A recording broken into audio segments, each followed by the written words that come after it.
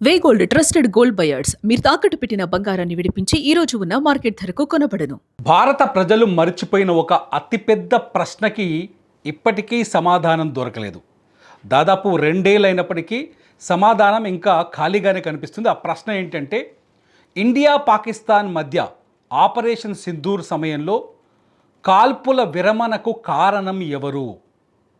పాకిస్తాన్ వేడుకోవటం వల్ల భారత్ కాల్పుల విరమణని పాటించిందా, లేదంటే డొనాల్డ్ ట్రంప్ చెప్పడం వల్లే యుద్ధం ఆగిందా? ఈ ప్రశ్నకి ఇంతవరకు చాలామందికి సమాధానం దొరకలేదు. ప్రభుత్వం నుంచి కానీ, కేంద్రం నుంచి కానీ, ప్రధాని మోదీ నుంచి కానీ ఎప్పుడూ స్పష్టత కూడా రాలేదు. ప్రతిపక్షంలో ఉన్న కాంగ్రెస్ పార్టీ పదే పదే ఈ ప్రశ్నను ఇప్పటికీ సంధిస్తూనే ఉంది. దీనికి సమాధానం మాత్రం అమెరికా అధ్యక్షుడు డొనాల్డ్ ట్రంప్ చెబుతూ వస్తున్నారు. దాదాపు 25 సార్లకు పైనే డొనాల్డ్ ట్రంప్ ఈ ప్రశ్నకి సమాధానం చెప్పాడు. ఏంటంటే, ఇండియా పాకిస్తాన్ యుద్ధాన్ని ఆపింది నేనే అని. చాలాసార్లు రిపీటెడ్గా ఆ మాట అనొద్దు అంటూ భారత ప్రధాని నరేంద్ర మోదీ ఒక మారు హెచ్చరించినప్పటికీ కూడా ట్రంప్ ఆ మాటని వదలలేదు.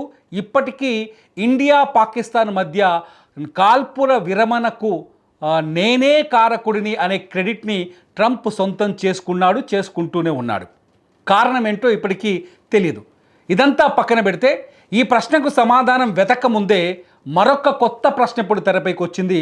ఆ ప్రశ్న ఏంటి అంటే, అమెరికాలో ఫెడరల్ కోర్టు నమోదు చేసిన అదానీపై, మన భారత పెట్టుబడిదారుడు అదానీపై ఫెడరల్ కోర్టు నమోదు చేసిన కేసుని అమెరికా న్యాయశాఖ ఎందుకు విత్డ్రా చేసుకుంది అని. ఈ ప్రశ్నకు సమాధానం వెతకాలి అంటే అమెరికా నుంచి అహ్మదాబాద్ వరకు జరిగిన పరిణామాలన్నింటినీ మనం ఒకసారి పరిశీలించాల్సిందే. అసలేం జరిగింది?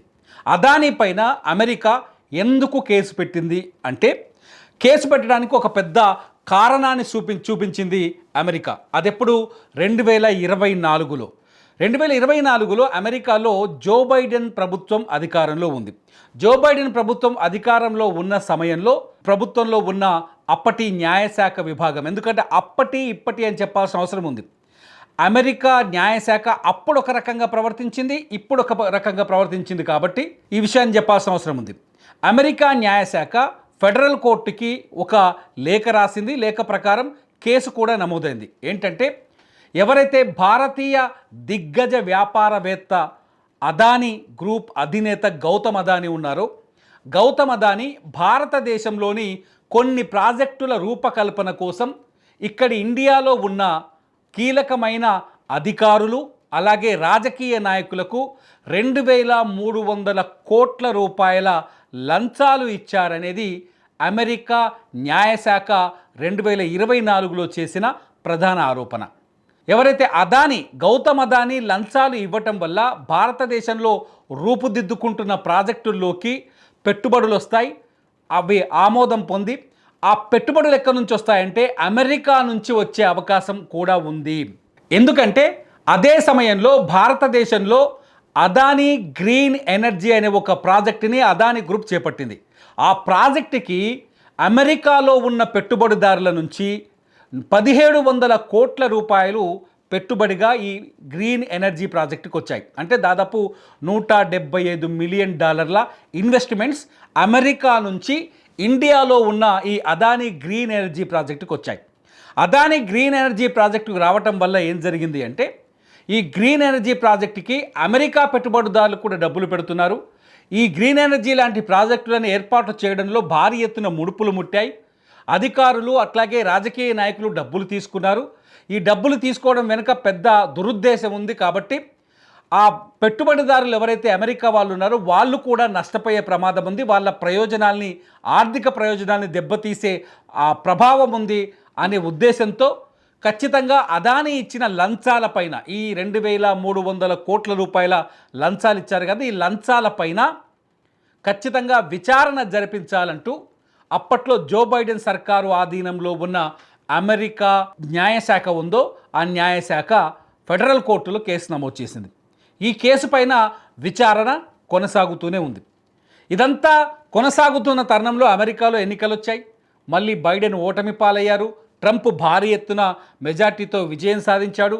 ట్రంప్ రావడంతోనే మళ్ళీ ఇదే న్యాయశాఖ మనసు మారిపోయింది. న్యాయశాఖ మనసు మారిపోయి ఏం చెప్తుందంటే, అసలు లంచాలు ఇచ్చింది ఎక్కడ గౌతమ్ అదాని, ఆరోపణలు ఎక్కడొచ్చాయి, అసలు ఈ సంఘటన ఎక్కడ జరిగింది, భారతదేశంలో జరిగింది. భారతదేశంలో ఈ సంఘటన జరిగినప్పుడు దానికి అమెరికాకి సంబంధం ఏంటి, అమెరికా పెట్టుబడిదారులు ఎక్కడ పెట్టుబడి పెట్టాలనేది ఆ పెట్టుబడిదారుల స్వేచ్ఛకు సంబంధించిన విషయం అవుతుంది. కాబట్టి ఇది రెండు దేశాల మధ్య సమస్య కాదు, ఖచ్చితంగా ఇది తప్పుడు ఆలోచనతో నమోదు చేసిన కేసు. అప్పట్లో న్యాయశాఖ ఈ కేసు పెట్టాల్సిన అవసరమే లేదు. ఆ కేసు విచారణ లోపభూయిష్టంగా ఉంది. ఆ కేసులో ఆధారాలు విదేశాల్లో అంటే భారతదేశంలోనే ఉంటాయి కాబట్టి ఎట్టి పరిస్థితుల్లో దొరకవు.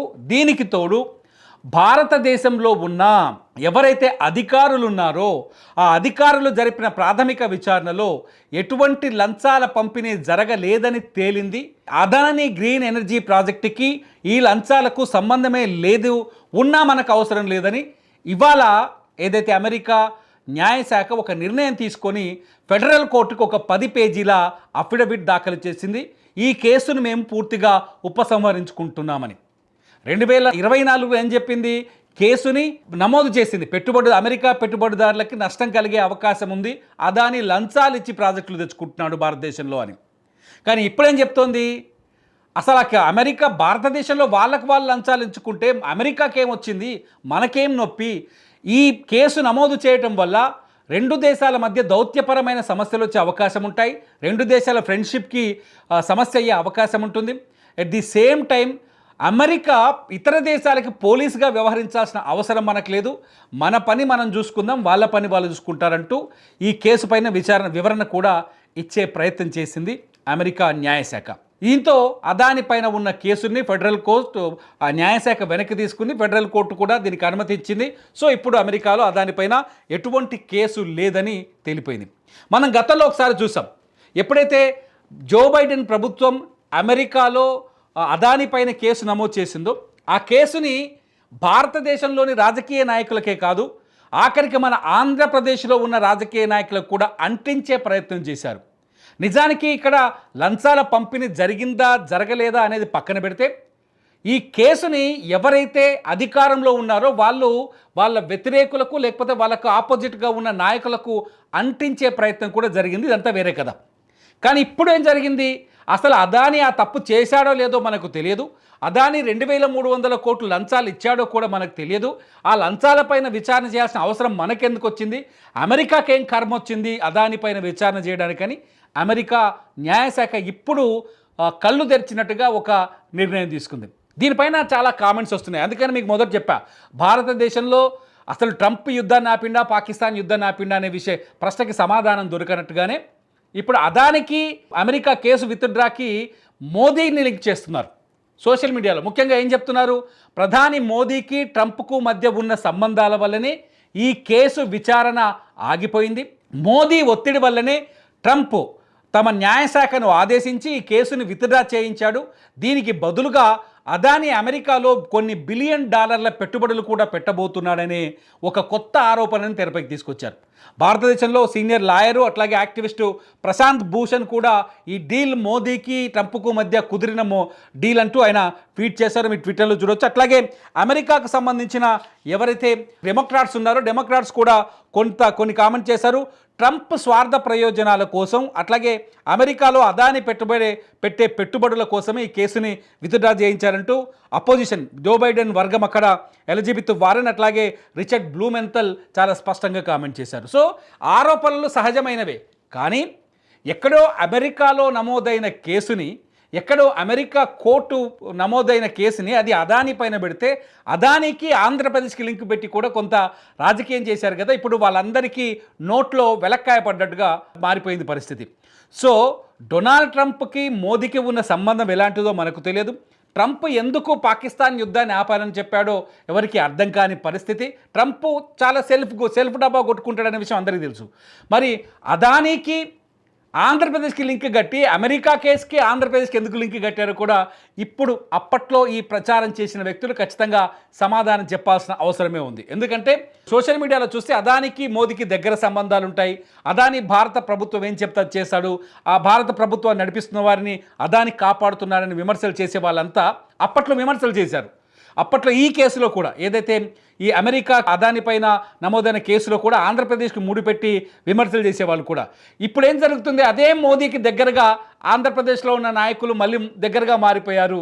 ఈ పరిస్థితుల్లో కేసు వెనక్కి తీసుకోవడంతో వాళ్ళంతా ఇప్పుడు వాళ్ళ ఫేస్లో క్వశ్చన్ మార్క్ కనిపిస్తుంది. ఏది ఏమైనా అదాని అమెరికాలో అదాని పైన ఉన్న కేసు విత్డ్రా అయింది. అమెరికా కూడా తప్పు చేశామని ఒప్పుకుంది. ఆ కేసుతో ఆంధ్రప్రదేశ్ కూడా ఎటువంటి సంబంధం లేదని అప్పట్లో పరిపాలకులుగా ఉన్న ఏదైతే నాయకులు ఉన్నారో వాళ్ళకి ఎటువంటి సంబంధం లేదని మరొకసారి ప్రూవ్ చేసినట్టయింది. ఏదేమైనా క్విడ్ ప్రోకా ఉందా లేదా పక్కన పెడితే అదాని కేసుతో వెనకాల ఉన్న రాజకీయం, అదాని కేసు వెనక ఉన్న నడిచిన ప్రాపగండ ఇదన్నింటికీ ఇవాళ బ్రేక్ పడ్డడ్డే అని మనకు చాలా స్పష్టంగా అర్థమవుతుంది. మరి మీరేమనుకుంటున్నారు? ఈ కేసు వెనుక అదాని పాత్ర ఉందా? నిజంగా మోదీ ప్రమేయం ఉందా ఈ కేసును అమెరికా వెనక్కి తీసుకోవడం వెనుక? మీ అభిప్రాయాన్ని వీడియో కింద కామెంట్ చేయండి. చూస్తూనే ఉండండి ఇట్స్ యూటీవీ. నా పేరు తిరుమల్.